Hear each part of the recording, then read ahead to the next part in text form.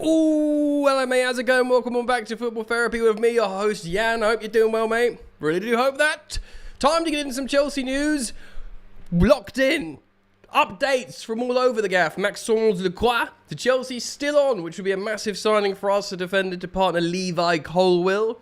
Everton agree a deal with Tyreek George from Chelsea. £24 million pure profit for the Chelsea. Can't be bad. You must say, it can't be bad for the 20-year-old who, was quite a good utility little winger, but that's good money. Man United, an exclusive from The Guardian, trying to sign Santos. We value him at 50 million quid. How is Santos 50 million, but Gusto is 75? I don't know. We'll learn together, and we'll hop over and to Simon Phillips' Substack to learn a little bit about updates regarding ongoing stories, of course, being Granit Xhaka to Chelsea. Will we return for a second bite to please the Chelsea manager or not? Nizar Kinsella of the BBC said we would, but I'm not so sure. And Enzo Fernandez, priced out of a move.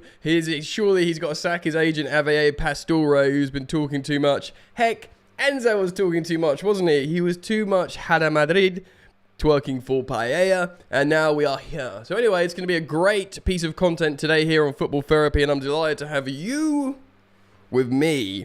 So thank you for liking the video and subscribing on YouTube, because I'm going to be grateful to have you along the good ship Football Therapy.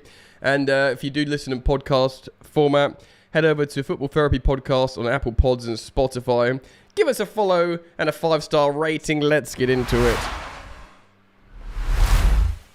So we are going to need to rebuild this defence, and Maxence Lacroix is still on, so say Fabrizio Romano, aggregated here on X by the Blue Dodger.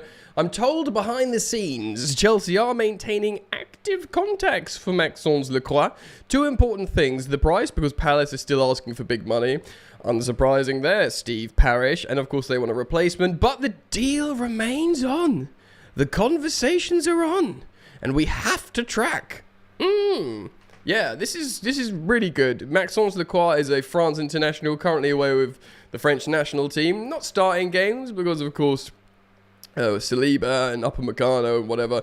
But he is on a wonderful trajectory in his career. He's 26. He's in the form of his life. He's winning trophies. I mean, Elise left and became this absolute superstar. I know he's a bit younger. Maxence Lacroix is 26. He's a grown-up, but he's entering his prime. And dare I say, he would be a really excellent partner to Levi Colwill. He knows what lifting trophies is like. He's lifted 3, if you count the Community Shield of Crystal Palace recently. It's more than Chelsea have recently, so I think it would be an excellent signing. I think all Chelsea, not all, but certainly most of Chelsea fans are aligned with this potential transfer target. I actually would be very, very excited if we sign Lacroix. I think he'd probably be up there, one of my main preferences in terms of who I'd want to sign as a centre-back. Certainly one that's available and one that wants the move. So very pleased with that. Of course, I'll keep close tabs on it. Moving on then, let's talk a little bit about this deal. We need money, we need sales because we have no Champions League. And we are in tight UEFA restrictions with an agreement with them. So £24 million pure profit after getting, 20 million pure profit from the Maresca severance deal or whatever it is. Not severance, but the pay that Man City had to pay. The man himself, Maresca, had to pay us some money. So we're getting finances from elsewhere, and £24 million, great British pounds sterling. Actually, pretty good money for Tyreek George. We've agreed a deal, writes Simon Johnson and Patrick Boyland of The Athletic. £18 million with 6 million add-ons. So slightly less. The total, instead of the £25 million buyout clause that originally was from his loan deal, it's £24 million. So it's £1 million less. But the structure of the deal is more favourable. So I think it's only 18 million up front, where I imagine the buyout clause, the option to buy clause, was just 25 million. Just give us 25 million pounds and you have him. Now it's like, no, you give us 18 million pounds now, which is 7 off the bat, a lot less, which is, significant money for these teams. Everton, £7 million less. If he does really well, you give us an extra 6, but that's, the ball's in your court. He has to play well to generate that. And then ultimately, if you do pay that, you're paying 24 million quid for a very good young player. He's still only 20 years old, and that probably suits all parties. Tyreek George, of course, is a winger, can play both sides. He can also play as a striker. No, he can't. But Maresca played him as a centre forward. Kind of got lost in the wash a little bit. I forgot about him. Tyreek George. We've got loads of wingers coming in and out. Giovanni Kenders. We've got Yushdevaus.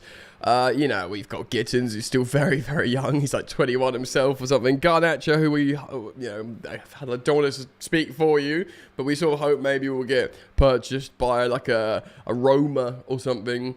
There's loads of young players, and we've got, young wide players coming through the academy. A couple that are really good. Jesse Derry, of course, is a massive one as well. So the road is blocked for him at Chelsea. So to get this huge pure profit deal to slam onto the books, it's great. We'll make a few more sales along the way.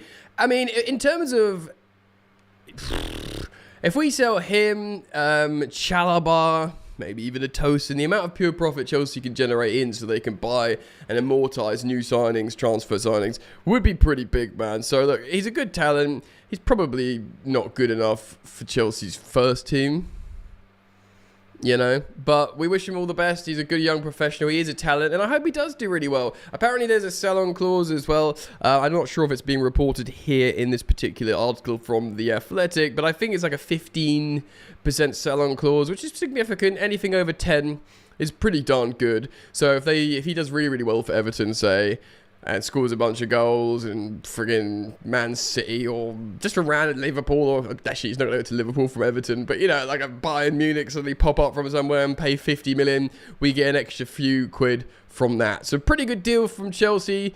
£24 million pure profit banked from a player that's not being used. Now, speaking of a player that's not being used, but perhaps a lot of us would want to be used, you have to check out this exclusive from Will Unwin on The Guardian. Manchester United target Andre Santos, but Chelsea value the midfielder at 50 million. I'm surprised we don't do it more. Considering his season at Strasbourg when he was captain, scoring all those goals, positionally versatile in terms of the midfield. He can play CDM, really can play like number 10, number 8, number 6, and also he captained the Brazil under-20 team to the championships, the international championship, the under-20 teams, and was top scorer and best player. I mean, his ceiling is very, very high. I'd say much higher than Gusto. Maybe the market's more loads of midfielders are on the market and not right backs, so they value Gusto more. Let's have a look. Man United are targeting Chelsea midfielder Santos, who is valued in the region of £50 million, after missing out, Man United, on Anderson Fernandez. Mateus Fernandez, of course, went to Tottenham with Tonali. Insane money they're spending over there. United were forced to look elsewhere under Carrick. Bournemouth Alex Scott is also of interest. He'll cost a lot of money, though. To the club's hierarchy, the Brazilian is behind Caicedo and Fernandez at Stamford Bridge, but how long is Enzo Fernandez going to be at Stamford Bridge? And the Blues need to bring in funds to aid their new head coach Xabi Alonso's ambitions to strengthen. Santos is open to leaving Stamford Bridge to get more regular minutes with his path blocked by Caicedo. Yeah, I mean, they're do they play the same role? Well, I'd argue I'm not entirely sure. Who recently signed a contract extension. Newcastle are also monitoring the situation as they seek a replacement for Tonali, who will join Tottenham. I do wonder if Andre would like to go to United, purely because he'll have a phone call with one legend called Casemiro, who's recently played in the midfield. He's just left for left Man United. Where's he going? Oh, isn't he going to Inter Miami? He'll probably be able to get on the phone to him Brazilian teammates and be like, should I go and play in the Man United midfield? He'll probably say, yes, they'll give you lots of money, mate. And they're in the Champions League and Chelsea aren't. I mean, I wouldn't hold it against Santos going to Man United. I was more like, and remain a little bit more twitchy about Mason Mount, just because of the sort of love that we gave him. I know he's a Pompey fan and he's not a Chelsea fan, Mason Mount, and I'm not going to keep rehashing this, but we projected that love of he's one of our own onto him, and he was like, right, I'm off to defect to the blue to red, south to north. Santos, he can do what he wants, you know. He just hung about. He's tried to get in the team. He doesn't really owe us anything apart from, you know, just he goes where his career takes him, you know. United will return to the Champions League, of course, and have identified the midfield area as an investment, of course.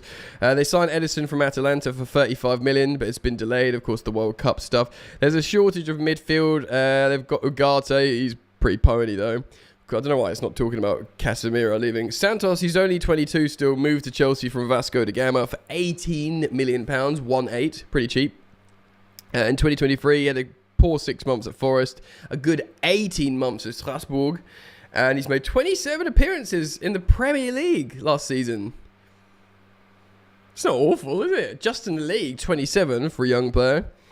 He's not on Carlo's World Cup squad. He was originally, but then again, Carlo's lost his mind, and also not called up Joao Pedro, which is mental. I mean, it works for Xabi Alonso in Chelsea, not for Joao Pedro, though, and probably not for Brazil. He hasn't called up Andre, which is fine, I guess.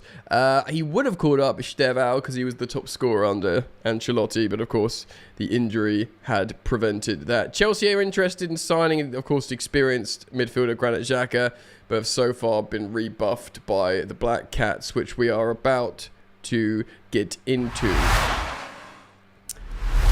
Firstly, though, let's talk about Andre Santos. I mean, I wouldn't sell him. It really depends, because we have to look at everything through a whole new lens now. It's not, oh, who's your favourite player in the squad? Oh, he's a good young player. Oh, you know, do we strengthen rivals? We really have to just look at ourselves. And if we truly, and ladies and gentlemen, I'm saying this with my chest, if we're truly changed, if the period of self-reflection is real, if we are now backing a manager, which I'm not sure we are with the whole Granit Xhaka flop situation, but say we are, right, no more head coaches, manager. No more, you know, underqualified Xabi Alonso. No, we're going to see how he wants to build the team, right? And if he's like, right, we're going to play my 3-box-3 formation, you have a double 6 and you have a double, like, sort of 10s. People sort of say 8s, but let's say 10s. The 10s are going to be like, you know, Cole Palmer, right? Maybe Estevao, because he wants to play as a 10. So you've got two amazing options there already. We want to sign someone. We want to sign someone like Morgan Rogers, but he wants Arsenal and he was priced out. But there you go. They're the two kind of players. Let's just say we, as a magical world where we get our guy. Morgan Rogers, the left 10, or as you view it, left 10. Cole Palmer on the right. You know, amazing two options there. Then you got your double 6. Now, Caicedo will be 1, and then you partner him. Is Santos the right double 6 partner? Now we're getting into the conversation we should be having. Because there's probably a team of people at Chelsea go, Santos is a great player, but maybe he's more of like a number 8. He's a box crasher, he's a goal scorer. He's probably slightly closer to like an Enzo Fernandez, who might not be perfect for this system. Oh, that Enzo Fernandez will probably have to be brought back into the double 6 for his passing, maybe? I don't know, because he's not like a floating playmaker number 10, really, is he? In terms of what we'd expect from this particular Xabi Alonso system. So maybe they're thinking Santos as good as he is, right? Like he's not like fitting the system, fitting the philosophy. And if we get 50 million quid from him, like way more than double our money for him, nearly treble our money for him, maybe it works. I saw Alex Goldberg, a friend of mine, chatting about Lavia and Santos. He said, if I could sell one, I'd sell Lavia, not Santos. Lavia is a fascinating player. Obviously, he's sort of annoyed everyone because he's just never available, which is not his fault. I mean, I'm sure he'd love to be playing football. He's just injured. So, if anything, he should have our sympathy, but football doesn't work that way. You get angry at them for not being available. Lavia is a really talented player, and he would suit the double 6 more than Santos. I'd say that. If you put Lavia next to Caicedo, if they were completely fit and firing, Caicedo and Lavia would work better in that particular defensive pivot over Caicedo and Santos. Of course, you can't sell Lavia right now as well because no one trusts his fitness. It would suck because he's a great player and he might actually... It won't be a Mason Mount like laughing at your opposition players because he's like their Lavia. He's never available, Mason Mount. Like, they spent £60 million on Mason Mount. I think he'd 1 year left on his deal or something crazy. That's something crazy. And he's just not really made a dent, has he, Mount, at Man United for years. So I don't think that would be the case with Santos. I think Santos goes into that team and immediately makes them better and starts. It's a tough one. There'll be some Chelsea fans that go, 50, if they made 50 million for Santos, a player that might not, how can you say no? He's not an untouchable. He's not a Cole Palmer. He's not an Estevao. He's not a Joao Pedro. He's not a Caicedo. He's not a Levi Colwill. He's not a Reece James. 50 million quid for a guy that might not even be a starter. It's real tough, man. It might happen. Alright then. Let's go to Cy Phillips' Substack. Sources: Chelsea could return for Granit Xhaka, but it's massively unlikely after second low bid rejected. Ooh, because the Athletic said it was only that first £8 million bid. Cy Phillips writes, as reported at the time, Chelsea's second offer was around 10 million. So they did go up by about 2 million. Really backing the manager there, guys. Really showing him you believe in him there, Chelsea. However, some sources believed it would have reached around 12 to 13 million with add-ons. I mean, with fair add-ons. Hold on, that's not 13 million quid for a 34-year-old. He wears number 34 in his shorts, I'm just seeing now. He's about to turn 34. 13 million. Come on. I mean, if he wants to go, that's not fair. They paid £13 million for him last summer in a deal that could go up to 17. So this £17 million base fee communicated to Chelsea if they wanted to make him about doing a deal. So they were using this. So yeah, so they paid 13 going to 17, but they want the 17 back. But the truth is, I don't think they ever paid 17.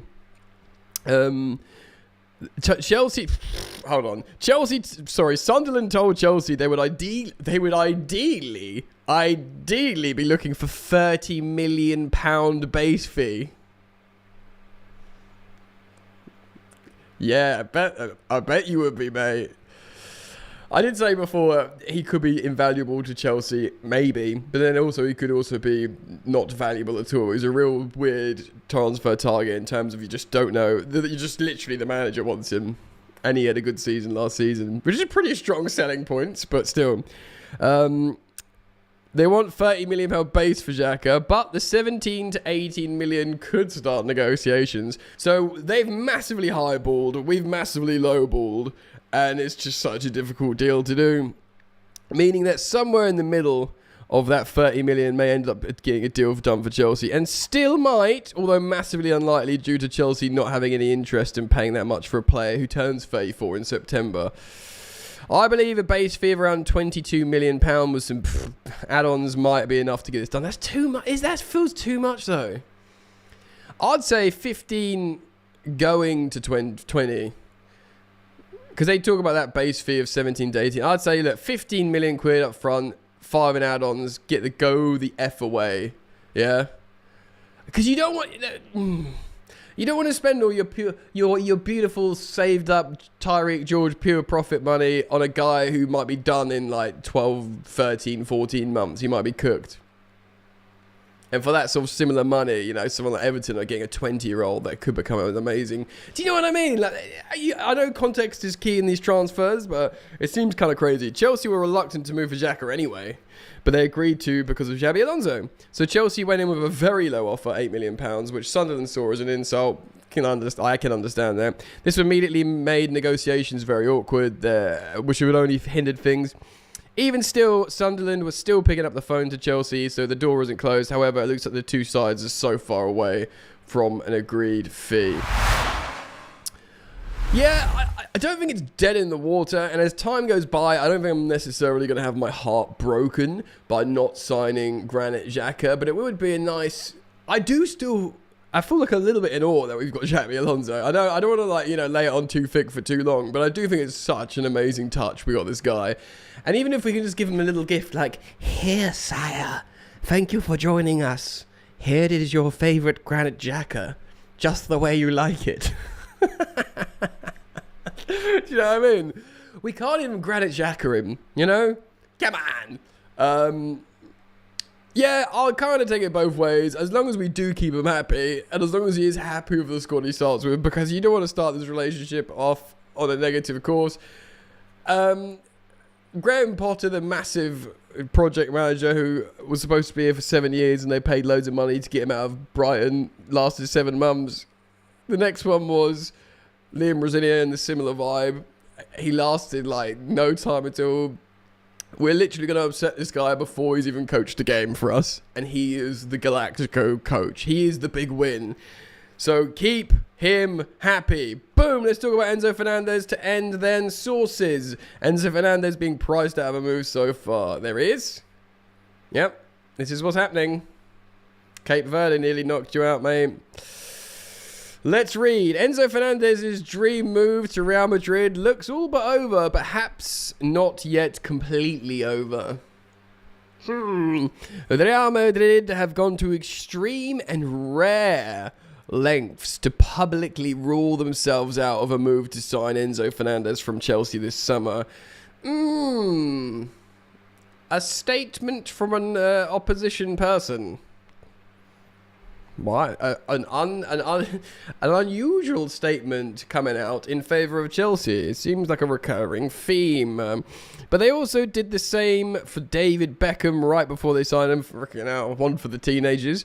It could be a tactical ploy to attempt to sign Fernandez still, or just genuinely be the club's ruling themselves out. It was a response to Fernandez's agent speaking out all the time. And about talks with Real Madrid, something they're denying through the media now and publicly. Also a response to Chelsea's high price tag for Fernandez. So it's just like everyone shut up kind of vibe, you know. Sources understand that Real Madrid have no intentions of paying £120 million asking price. Yep. Further to this, we have now heard that this asking price is firm and fixed asking price. Chelsea will not budge on the fee. They're essentially pricing Fernandez out of a move with this stance. You can't really argue. If Fernandez can't really argue either. Because you could, I know he's upset with Chelsea and wants to leave, but they could just sit him down and go, look, mate, we paid £106 million for you. Since you've gone on to stay in the Argentina first team, you've won the Club World Cup with us, you've got better in the Premier League in terms of goals and assists, what do you expect us to do? Lose money on you?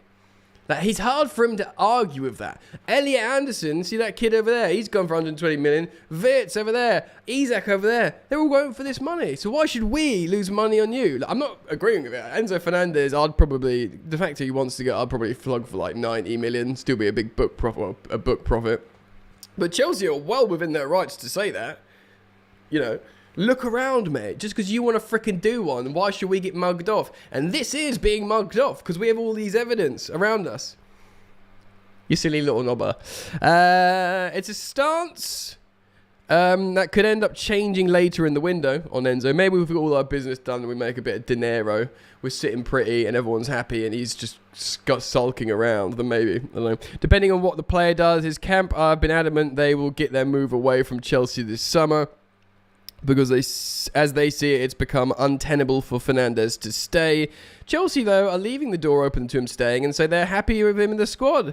And they are not desperate to sell him. Again, this could be a tactical ploy for now on Chelsea's side, but it might not yet be over for Real Madrid. And Fernandez, although it's looking like it's a very tense situation. Also, his wife or girlfriend, who, by the way, she's very nice. She was interviewed by probably El Chiringuito. I'm way too old to be talking about women in their 20s like that. She said, like, I'm very happy in Inglaterra. My son was there. He goes to school there. Some PR people has been over here. Don't talk about Madrid. Don't talk about me leaving Chelsea. I'm very happy in England. My son was born in England. He goes to school there. Good. Don't say anything else. Chelsea and Real Madrid have held talks over Fernandez and the fee, and even Fabrizio Romano reported Fernandez was one of the midfielders on the list this summer. It's strange that their whole interest is now being played down for some. Jose Mourinho has been keen on Fernandez, and understanding that the price is too much, though. Arsenal made an inquiry. This is what we spoke about yesterday.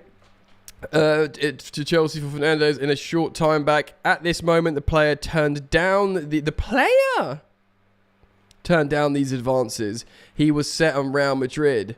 Arsenal also scoffed at the asking price by Chelsea and said they would not pay that. Good. I would not sell to Arsenal for anything. Simple. It's unclear whether they'll come back for Fernandes and open for a move there. I reckon Arsenal have got more money to play with. Now, they'd pay that kind of money, but I think they'd drop it on a left winger like Bradley Buckler or someone that looks like. And fair Fs, man. Arsenal have won the league. They got to the Champions League final. They make lots of revenue. They can do it. Sadly, this is just where we are. PSG and Manchester clubs have also been mentioned with potential interest still. I think United would look more to a Santos than a Fernandes, even if City now looks unlikely to. Again, I wouldn't sell to City or Arsenal. It's all now on Fernandes and what he wants to do. At this point, we have been told that he's not in a mental state to return to Chelsea, so I have no idea how this one plays out. Will he push for a move? Will he go AWOL? Thibaut Courtois. Is he going to do a Thibaut Courtois? Publicly make a statement, which players do. Julian Alvarez did it recently, didn't he? Or will go the other way and make a public statement of intentions to stay at Chelsea and fight for the team. I wouldn't rule any of that out. But I also know that he is desperate to leave Chelsea this summer. He may be priced out of it. He also might think about getting a new agent. Yeah, Javier Pastore ain't done him any effing favours, has he? It's all a very frustrating situation for Fernandes and his camp, but as we've seen before, they know how to push for a move if they really want it. Yeah, he is one of those guys, sadly. And they're used to these sagas dragging out. But if no club plays out, Chelsea do not reduce the asking price, then Fernandes will be forced to stay at Chelsea for at least another season. Truth is, he has got such a long contract left, and he loves playing football. He will hate being out on the sidelines, essentially. I think that if we say, no, you're not going anywhere, mate, we're not going to bomb squad you, we'd love you to play. Obviously, if you don't play, you get fined. If you refuse to play, you get fined. Which you'll probably hate because he's already lost that 20% pay bonus from no Champions League. And if Xabi Alonso says to him, again, Spanish-speaking midfield great, do you want to play in this fun football team? He might be like, yeah, sod it. And then maybe he does get his new contract that he did want for a while. And maybe there's still a bit of that because he wants more money. And they were around the table for ages. He wasn't just like for ages, I want to leave, I want to leave, I want to leave. He was like, I want a new contract, I want a new contract, I want a new contract. Now he's like, I want to leave, I want to leave, I want to leave. So maybe, there is a world where everything works out. But like I said earlier in the content, I still think maybe other midfielder profiles would be more suitable for Xabi Alonso's football. But what do I know? We'll wait and see. Let me know your thoughts. Please do leave them down in the comment section below. I'll be delighted to have them. Thank you for liking and subscribing on YouTube, for following and 5-starring on your podcast apps by searching Football Therapy Podcast. And other than that, I'm out, man. Peace.